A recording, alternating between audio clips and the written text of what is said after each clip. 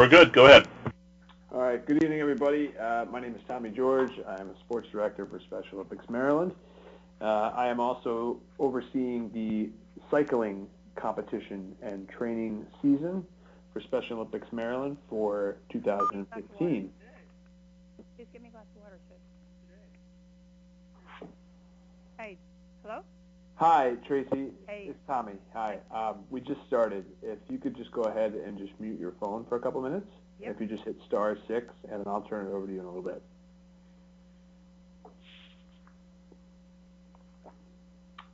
So tonight is the cycling training preseason webinar. So a couple things that we'll discuss include the administration process, including paperwork, different events, the entry process, the head coach certification. We'll turn it over to Tracy for some rules updates and reminders.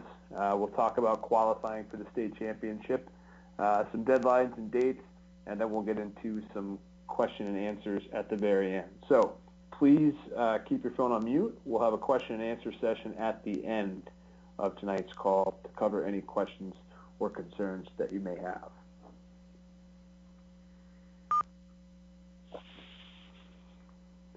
So first and foremost, involving paperwork, as with any of our Special Olympics competitions, no athlete or volunteer can participate in any manner in any of our Special Olympics Maryland events or programs without a valid or current medical form or volunteer application, and there are no exceptions to this policy.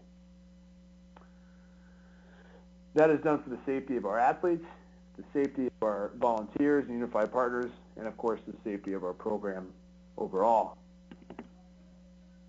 The slide you're seeing right now, and just a quick reminder that all the slides and the presentation materials tonight will be emailed to everybody on tonight's call and all of our cycling coaches and area directors tomorrow following the presentation. But the slide you're seeing right now is cycling registration deadlines for paperwork. So the paperwork that we just discussed involving athletes and volunteers, these are the deadlines for those particular papers. So September 3rd is our training registration deadline, and what is due at that point? That's when the roster for your cycling team from your area county program is entered into GMS. That'll include all of your athletes, partners, coaches, and volunteers participating in your program, and that establishes who is eligible to compete at the Fall Sports Festival. If we submit anyone after that date, they can still train, but they're not eligible for the state competition. On September 14th, that's the last date for forms to be submitted to our headquarters. So every athlete must have a valid medical, and that medical must be valid through the state competition date, which is October 24th of this year. Every coach or partner must have a volunteer application that's valid through the same date, October 24th, and all head coaches must have Special Olympics coach certification for their particular sport completed by this date as well. We'll get into the head coaching certification process in a little bit. On October 1, that's the competition registration deadline. That's when all of our delegation members' events, entry scores will be entered into GMS, and any athlete without an event will be removed from the competition at the Fall Sports Festival at that point.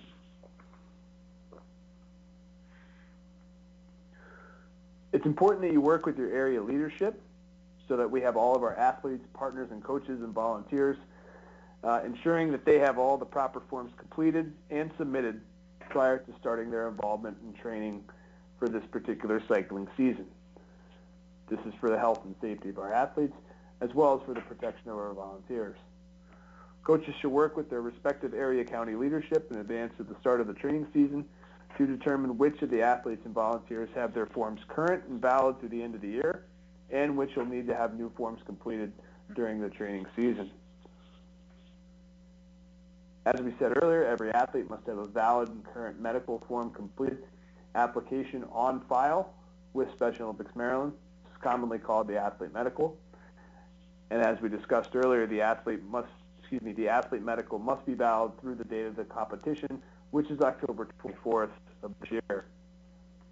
We consider valid medical must have all 3 pages completely completed, must have all the information included the diagnosis from medical physician and all the required signatures, including that of the medical physician as well. Any medicals that were previously submitted but missing the third page are not valid, and a completely new medical form must be submitted for eligibility. Athlete medicals that are complete are valid for 3 years from the date of the medical professional's signature. The next couple of pages that you'll see on the screen if you're on the web portion of tonight's call are examples of what the SOMD athlete medical looks like.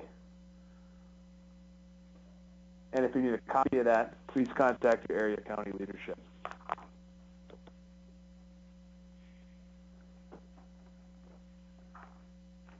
Every volunteer, including coaches and unified partners, chaperones, etc., must have a valid and current volunteer application on file prior to starting the season.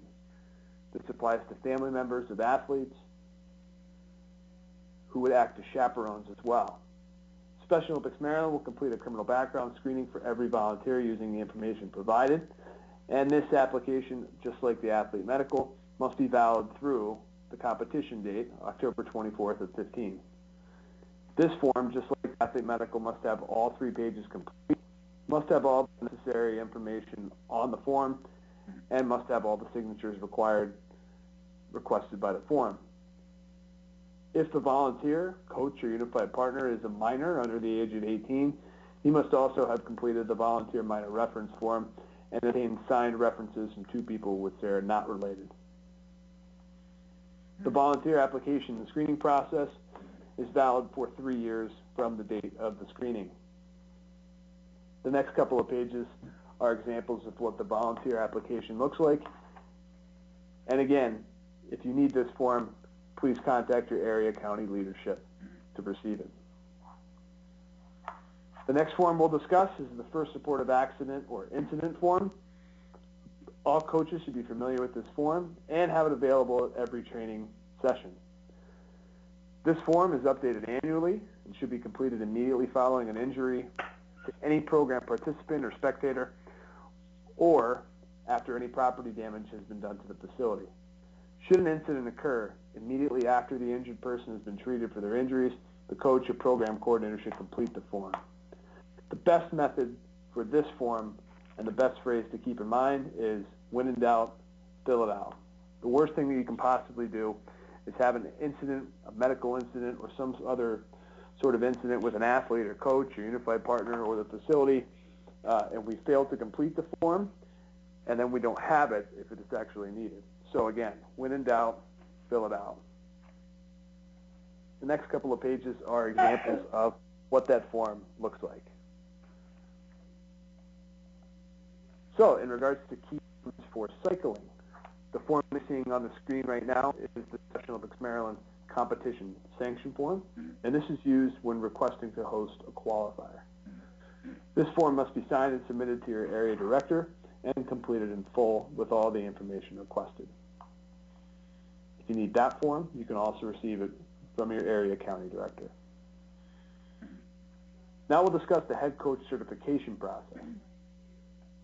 It's been a long-standing policy to which Special Olympics Maryland has not consistently adhered to, but all head coaches for the Fall Sports Festival must have a Special Olympics sports certification valid through the state championship, and you must have this turned into Special Olympics Maryland by September 14th.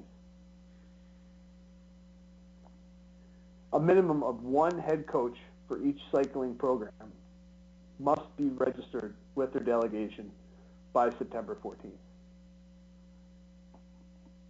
This certification is valid for 3 years, and an update will be sent this week with learning opportunities, including in-person sessions and potentially any online courses that we can determine are applicable to the cycling program. Coaches with the previous Special Olympics sports certification in their specific sport and coaches with no previous Special Olympics sports certification, coaches with a Special Olympics sports certification in their specific sport must complete 1 general or 1 sport-specific learning opportunity to renew the certification. Coaches with no previous Special Olympics certification in their specific sport must complete the Coaching Special Olympics Athletes or the Principles of Coaching course and a sport-specific session. This will apply to all coaches, not just head coaches, at some point in the future. I can read too.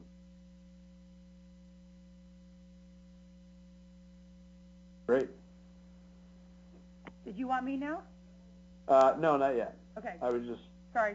congratulating the person who could read too. Currently on the screen right now, you'll see the training sessions that we have for Special Olympics Maryland scheduled for our fall sports. We have powerlifting, soccer, kayaking, and a golf coaches training as well. We're looking for area programs to host our Coaching Special Olympics athletes and our sport training sessions.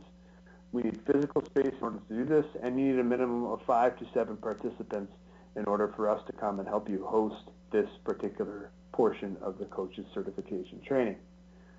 Your regional sports director and the staff sport lead for Special Olympics Maryland can assist with clinicians, materials, and advertising and recruitment for this particular training. Contact your regional sports director or your area county leadership to help plan one of these sessions. Some of the online training courses that you'll see right here are available through ACEP. ACEP offers training courses for all of our Special Olympics sports for the most part, as well as some Special Olympics specific courses, including coaching Special Olympics athletes. This page here goes over the standard cost of the course and the subsidy that SOMB will provide to any coach who wishes to complete one of these courses online through ACEP. ACEP unfortunately does not offer a cycling component of this training, and we'll get into the cycling specific training in a few minutes. What is an approved course or experience? Sport-specific examples include a live sport training, an online sport training, the ACEP courses, whether they are online or live, a National Federation of State High School Association course, a National Governing Body course, a National Governing Body or a Special Official training, a Master Coach online session, serving as an instructor for a Special Olympics Maryland sport-specific training, a structured mentoring experience, and other learning and development experiences with advanced approval from Special Olympics Maryland. If you have any questions about these, please contact me after tonight's webinar. Coaching in general, coaching Special Olympics athletes, online or live, principles of coaching, the Unified Sports course. We offer a first aid course, which would also be an approved course or development experience. A Special Olympics Maryland hosted or designed course on coaching athletes with disabilities, pre-approved learning development experiences targeted at coaching principles and coaching science, serving as an instructor for any pre-approved learning development experience, and other learning and development opportunities. At this time, we're currently working to schedule a cycling coaches training at our Special Olympics Maryland headquarters sometime in late August or early September. We'll have more information on this specific opportunity, including a registration link for coaches to register to attend this webinar, this in-person training coming out later on this week. Again, this training is currently being scheduled, the details are being finalized, and we'll have more information on this in-person cycling coaches training opportunity later this week. Tracy, if you'd like to unmute, you can cover the cycling events now if you are on the webinar portion. Yep. Okay, so just tell me when you're ready to go from slide to slide or side to slide, and I will coordinate that for you. So I guess since I don't want to necessarily, talk to everybody, do we know how many folks on, and there's no way to, do you know, Tommy, how many people on this have been to Sykesville before? Have been to Sykesville before? Yeah, for our qualifiers. Well, Tracy, I can tell you actually likes the lower fall games? How many, in other words, how many repeat coaches do we have? Mike, are you able to see who's on the call? I'm having some trouble with that. Yeah, I don't recognize. There's several names here that I don't recognize. Well, then I'll just quickly. So the events are, and not necessarily in this order, the 500-meter time trial, a 1K time trial, and the 2K time trial. And then we call it a road race, but it's really a mass start race. Is 5K and 10K. And one of the things that we try to do is to save the lower distance for the lower functioning athletes. And one of the reasons that we do that is to encourage coaches to not just settle for less, but to try to get their athletes to be able to do more. You know, sometime in the future, I'd love to have a developed enough program that we actually can have faster, higher level athletes who are sprinters, because I think that's really a fair way to go. But at this point, that's the way we're doing it. And we do note that we will allow trikes and other modified, actually it's not we're not having modified vehicles. So Tommy, we want to change that to a modified cycle rather than a vehicle. Any modification or tandems, for the most part, will be in timed events, though if we end up, depending on what we have in tandems for the 5K road race, I wouldn't necessarily be opposed to, you know, being able to have a tandem out there for the longer distance for the 5 or 10. But we'd probably work on that on a one-to-one basis.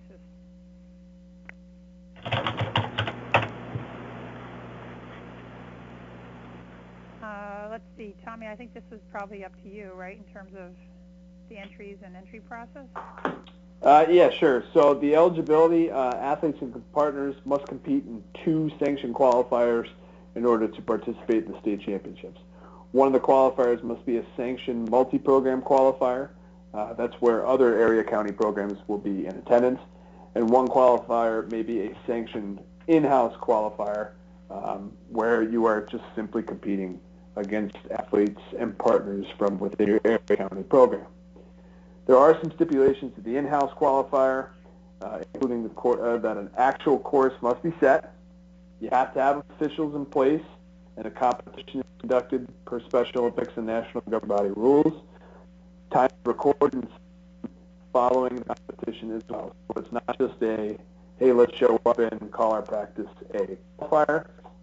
We have officials, we have volunteers, we have a course, and then we compete just as we would at a qualifier that we would consider a multi-program qualifier. For example, we wanted to mimic as close as we could to the cycle qualifier or one of our other qualifier opportunities in regards to the competition environment that we would have for our athletes.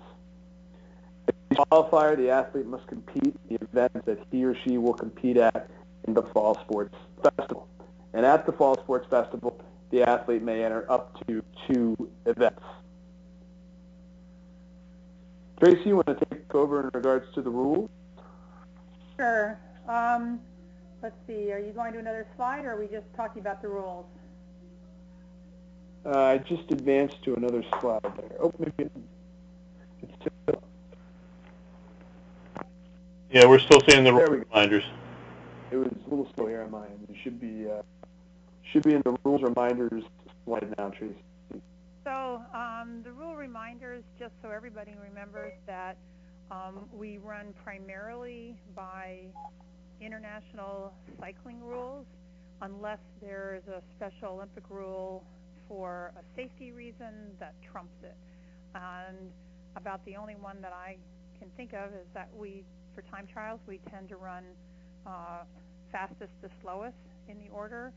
But the big one for any of those of you who are new to cycling, cycling is probably the most contrary to normal Special Olympic events in that coaches are permitted, encouraged, and are an integral part of coaching the racing, coaching the athletes while they're racing. They can be anywhere on the course as long as they're not on a bicycle.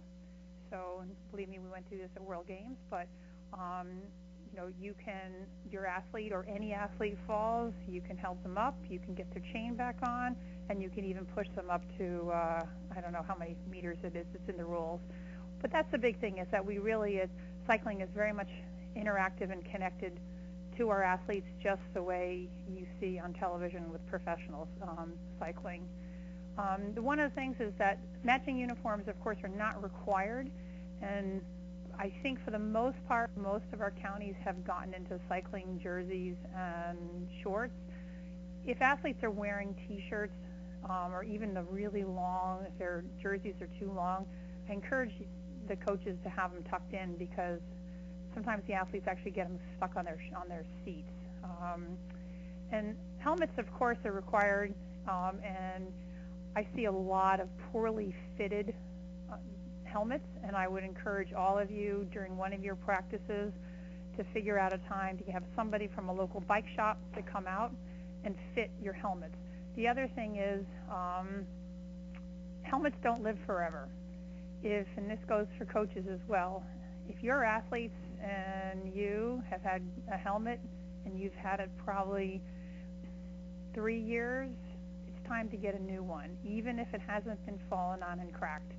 That foam does deteriorate, so I know you can get very inexpensive, athletes can get inexpensive helmets at Walmart. You don't have to go to a bike shop, but many times most of your bike shops will partner with you and get you a pro deal.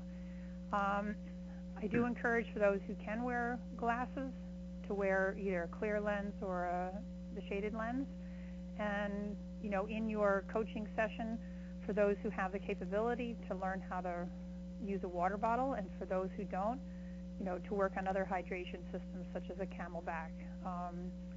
And I'm going to take one moment to talk about cycling shorts.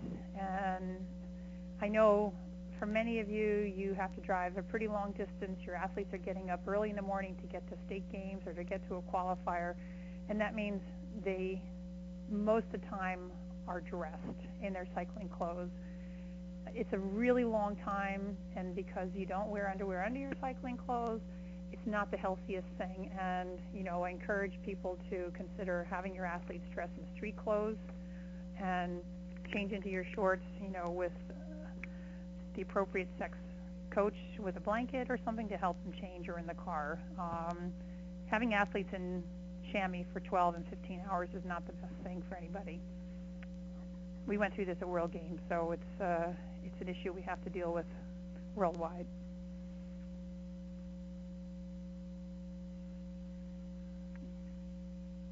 Anything else on here, Tom? Nope, the next slide should be coming up right now.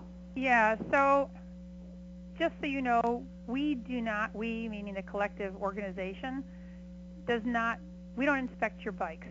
The coaches, and there's a couple reasons for that, is because if we say your bike passes and something happens, then, guess what? It's our problem. You as coaches should be really checking your bikes and, modify. The only thing that we will review is something that's been a modified cycle.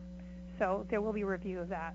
All bicycles must have to have 2 working brakes, and that means if you happen to have somebody who is just using one hand, that person needs to have both brakes set up so it can go off the one hand.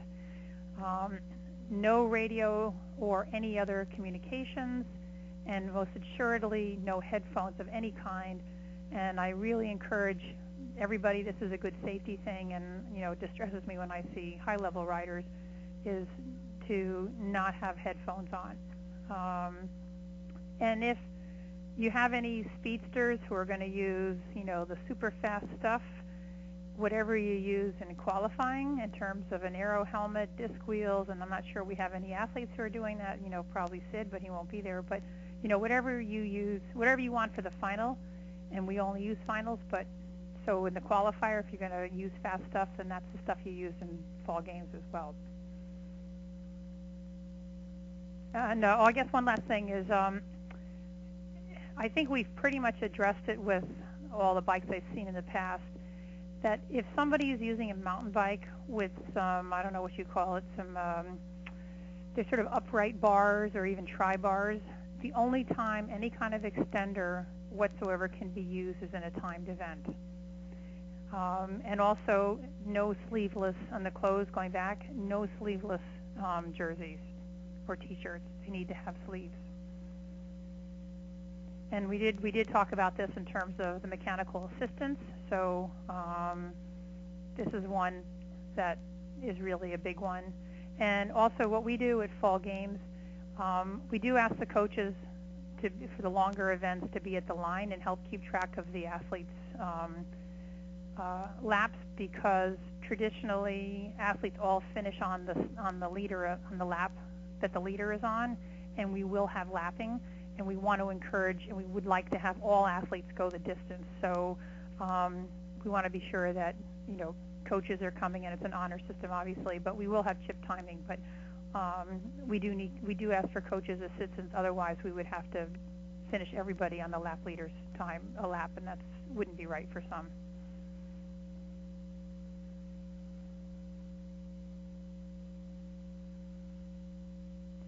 Oh, let's see. Time trials. I think this is pretty standard. Athletes can be held, so they don't have to be held at the start, 30-second intervals. So that's one of the skills that you do want to practice. And I'll interject here. For any of those, if you go on the SOI website and go to the sports rules and Fond Cycling, and there's videos and clips that can show people how to hold for a standing start. And then there's a simple countdown. For any hearing impaired, we'll use a visual cue.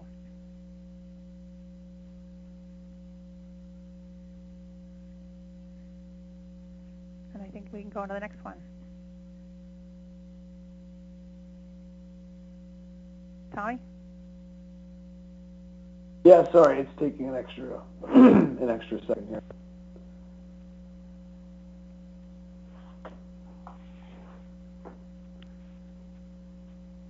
Mike, any idea why it is taking an extra second? Yeah, it's kind of up here. You made the webinar gods angry. Do you want me to jump in with my copy? Yeah, I'm on you can try that. I'm on road races slide, and it is freezing up, so I can see what everybody else is seeing, and everybody else is doing a time trial slide, but I have advanced and it is not moving forward for everybody else. Okay, just a second.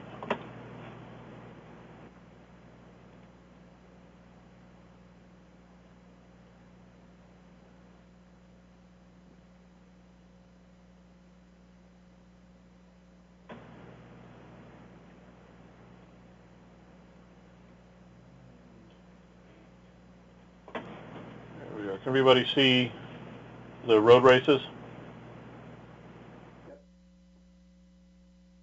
Tracy, do you have road races up on your screen? Yep. Okay. So just a quick piece. We do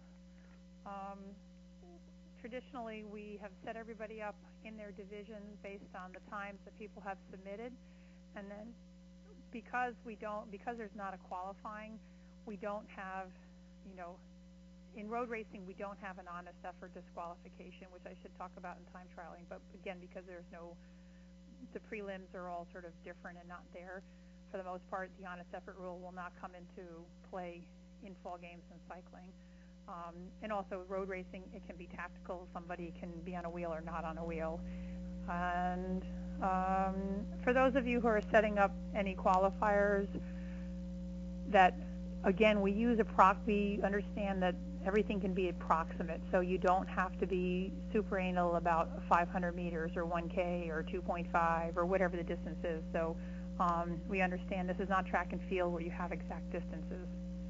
And we've been very good. We've been very lucky with our course. Fort Ritchie is excellent, so people have plenty of time to get on the course, which means really the coaches, you nearly have to plan to get there substantially early enough to get your athletes together on bikes and get them around the course, because it's absolutely critical that everybody get around the course.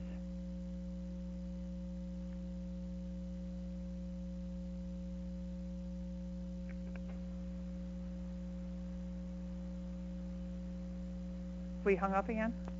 No, I didn't know that you were ready to go. Yep.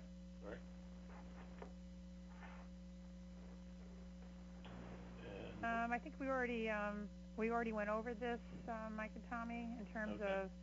of Sure. you can do all the coaching you want in any fashion other than from a bicycle.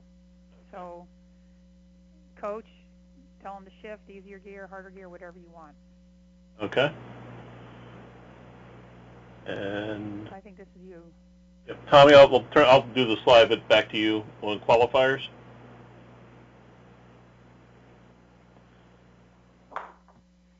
Yeah, so in regards to qualifiers, obviously we talk about what's the point of a qualifier. The point of a qualifier is to a couple things. Number one, provide our athletes with a sports competition experience, one that would be much different than the training experience that they would get during practice, so one that mimics a mainstream sports opportunity as much as possible for our athletes. And also, obviously, preparing our athletes for the state competition, which would hope would be an enhanced competition opportunity for our athletes. So we would obviously want to train and get them ready for that experience as well. So we kind of talked about this a little earlier. To count as a qualifier, the experience must emulate a state-level competition from a sports competition perspective. It has to follow the Special Olympics and national governing body rules. We have to have officials and medical personnel. Ideally, we'd like to have 3 or more county programs for the qualifiers that aren't the in-house qualifier. We need to have the sanction form, which we went over earlier. We need to have that at least 30 days out prior to the competition date. And that allows us to provide other area county programs with enough notice and lead time so they can plan and prepare, get their athletes and their families the information so that they can attend that particular qualifier as well. Mike, next slide. Hey, Tommy, this is Jim Russell. Quick question about the in-house qualifiers. Is there a 30-day requirement for the in-house? Since only one going or from your own program? Yeah, I think we'll take that on a case-by-case basis. Obviously, we probably want more than 7 days lead time for that. So, Mike, do you have any thoughts on that? Yeah, I mean, actually, in all cases, the 30 days is what we want, so we can get information out, so we can provide the support that's needed, that type of thing. It's not meant to be punitive by any means, and it's just we may not be able to provide the support. What we don't want to have is somebody filling us in post-event, because then you have to start to wonder whether the event actually happened. You know, if you can't tell us ahead of time. So, yeah, we can work with you. Okay, I was trying to do one towards the end of August for an in-house, so. Yeah, no sweat. Okay, thanks.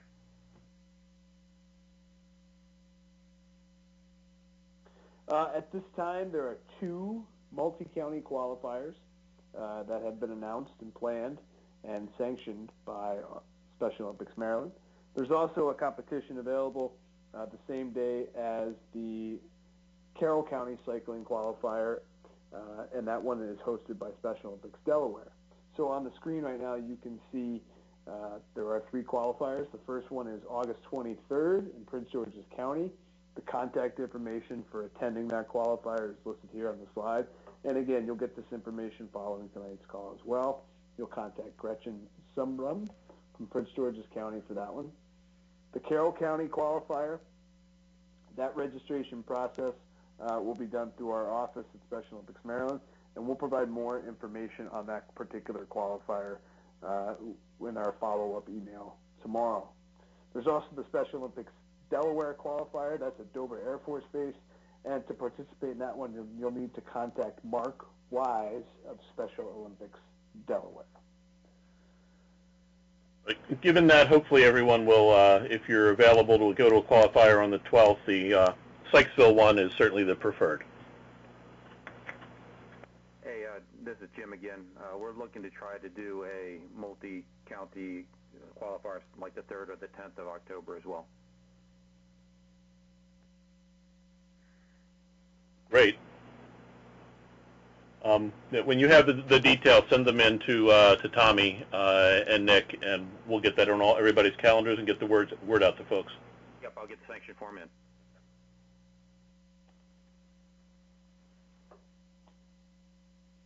The next slide you'll see here is some cycling deadlines and dates. There's the Prince George's County qualifier on August 23rd. September 3rd is the training registration deadline. The 12th is the Carroll County qualifier at the driver training facility in Sykesville, as well as the qualifier hosted by Special Olympics Delaware at Dover Air Force Base. September 14th is the last day for forms to be submitted to Special Olympics Maryland headquarters. October 1st is the competition registration deadline. The next time that we will meet in a webinar format will be October 12th at 8 o'clock, where we'll have the pre-competition webinar, which will provide you with all the information you'll need for the state cycling competition held at Fort Ritchie, which will be a part of our Fall Sports Festival. And again, the Fall Sports Festival is Saturday, October 24th, and the cycling competition will again be hosted by our friends at Fort Ritchie. So Tommy, you're going for the Sykesville, you'll be sending out how they register to GMS and the timeline that Mike and I had discussed? Correct. I'll include all that information in tomorrow's follow-up. Great, and you have the link so people can see the order of the events too? Yes, ma'am. Great. Some resources for Special Olympics Maryland cycling coaches are listed here on this slide. We'll send out the cycling guide, which will provide you with all of our rules information and some of the information you've seen in tonight's presentation. We'll send that out here within the next week. We'll also send out information in regards to some coaches training opportunities that are available. A lot of that information was in this slide and some of the earlier points we discussed. There's MySOMD, which is a website that's hosted by Special Olympics Maryland, where we will provide information like this PowerPoint presentation, like the cycling guide, a schedule of events, a calendar. There's all sorts of great stuff that you can go in and get and download there for not only for cycling coaches, but for your assistant coaches and your program volunteers. You can share that information with them as well. SpecialOlympics.org has a great part of the website for each of the particular sports that are offered through Special Olympics that includes rules, etiquette, links to planning training sessions, videos that are embedded in the various guides. So we would encourage you to check out SpecialOlympics.org, click on our sports, and then you can go down and actually find the cycling-specific page. And there are lots of resources in there for your coaches and assistant coaches and family members. And I really want to encourage everybody should go and refresh themselves on the video links. There's some training guidelines. There's even some little training programs. And it's good enough, and I'll say, I know I worked on it, but I wouldn't say, because of that. The U.S. Paralympic cycling program has been using it on all of their Ride to Recovery and working with new para-athletes. So I think it's a pretty good document. I know that golf is also an excellent one, but cycling, it's a good one. So I really encourage everybody to go to that for a resource.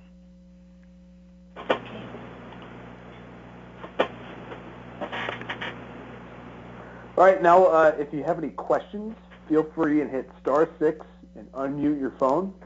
If you'd like to email your question, you can do that as well.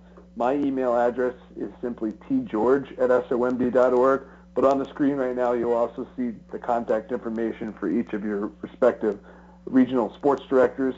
That'd be Nick Anderson for those of you in the south and eastern part of the state, Melissa Anger for those of you in the central and western parts of the state, and Sam Hodap for those of you in Baltimore County and Baltimore City. If you don't have any questions or you don't want to stick around for the question and answer session, you're free to log off the call as of right now. We'll send out this information following tomorrow, once we get all the registration information and everything from the webinar compiled, we'll send out all the slides and other information on the resources that we discussed tonight.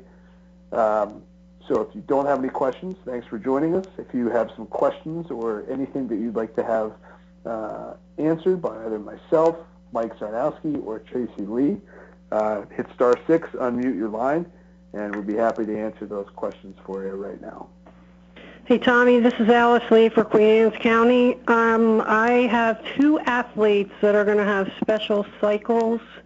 One is a stand-up cycle, and one has one high handle for one girl who can only use one hand. I need to know who and how to get that equipment approved. So this is Tracy, can somebody take a picture and email it to Tommy, and he can send it to me? I'm not sure I understand what that first one is. Okay. And then the second one, is that athlete missing a hand or can't make use of that hand, so both brakes are being connected through the one handle? No, it's only using the one handle on a two-handled bar. I have to say that we do require 2 working brakes, and I'm hesitant to allow 1 working brake. You can have modifications. Again, send me we can talk, we can connect, and depending on where you are, connect with a bike shop that can teach her or him how to use two brakes, or have to. It has foot pedals and a right-handed brake, and she's able to use her right hand. Yeah. Hey, Alice, this is Chris from Prince George's County. I own a bicycle shop down here, and I'm also the coach of PG County. And if you also would shoot me an email of a picture of the bike, we have an athlete in the same situation, and I'm sure we can adapt that bicycle to have 2 brakes that work off of one hand brake. That is not a problem. Yeah. Okay, tell me who it is again. I'm sorry. Tommy, why don't you send Alice Lee, just email me, and then email me what you need, and then I'll forward it on to Chris and Tracy. Yeah. Okay, and the cycling is at Cascade at Fort Ritchie? Correct. The state cycling competition is at Fort Ritchie. Okay, thank you.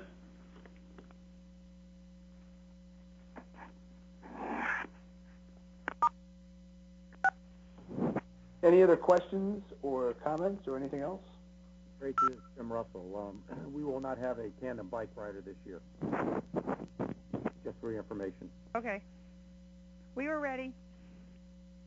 That's great, and I appreciate that, but they didn't come back this year, so. Okay. Yeah, this is John O'Brien from Montgomery County. Who was proposing to have a qualifier on the 3rd or the 10th of October? This is Jim Russell from down to St. Mary's County. Okay. And we were looking to have one down here. We've had one every year for the past number of years. Okay, great. We'd be looking forward to that. Okay, yeah, we'll get the word out to the state, and then they'll pass it on out. Okay. Thank you.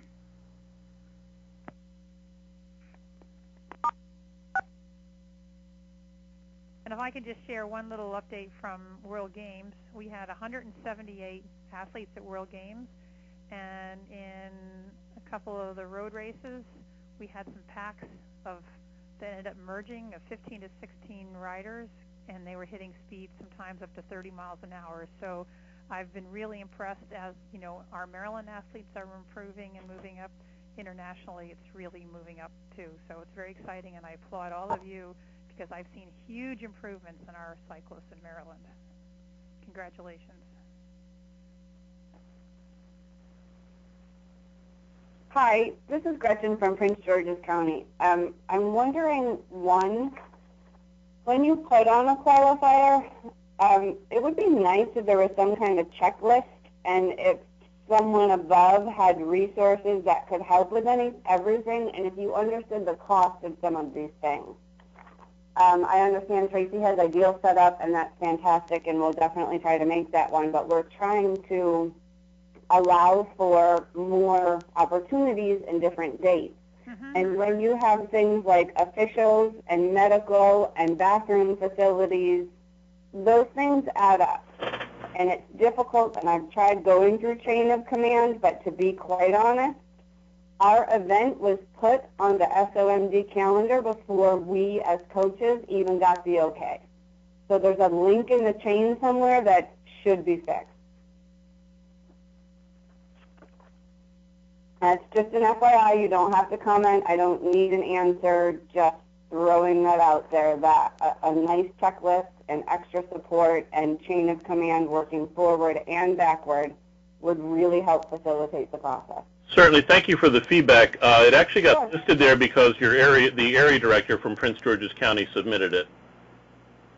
So that's why it was added to the list.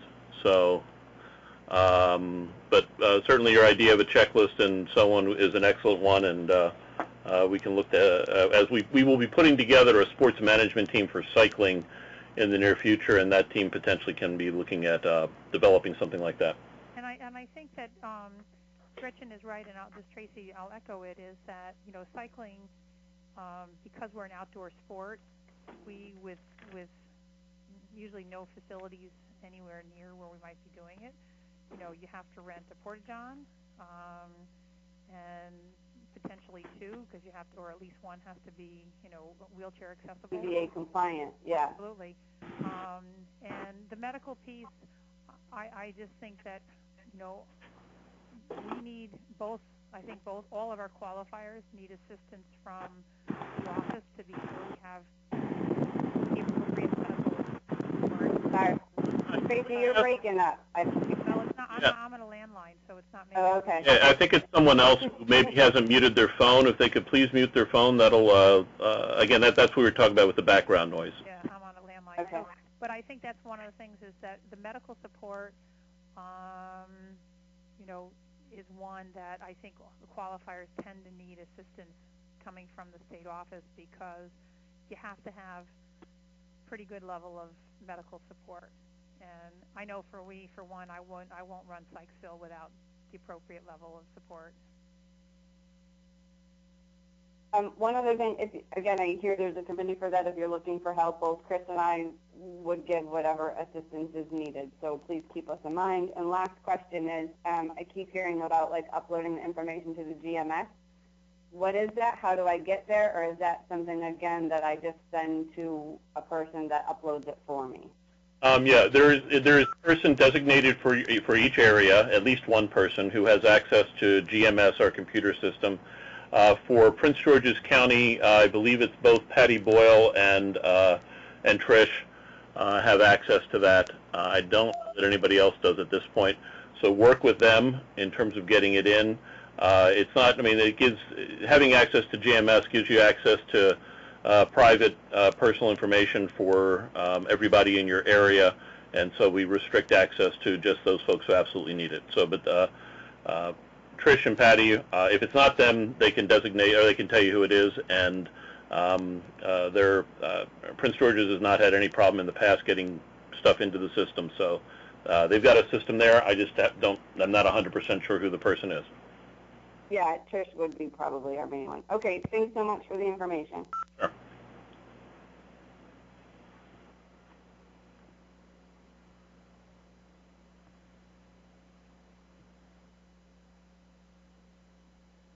Did we lose people?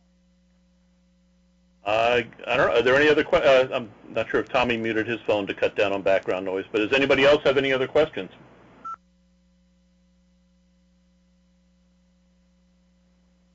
If not, Tracy, any final words of wisdom?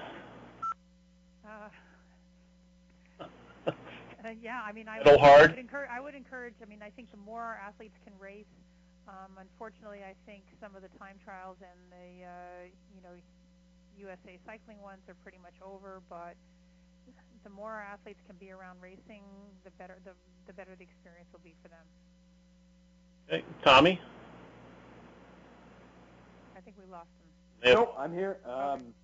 That's it from my end. If anybody else is still on the call and you have any questions or anything, please feel free and shoot me an email or reply to the email that you'll get tomorrow with all the presentation materials from tonight. So, And on behalf of everybody else that's been hosting the call with me, thanks Tracy, thanks Mike. Good luck in your training season, and we look forward to seeing everyone in late October. Yeah, and thank you to everybody for taking the time this evening to be with us, and best of luck throughout your coaching and sports seasons. Have a great night. Hey, Tommy, Good can night. you stay on the call for a second?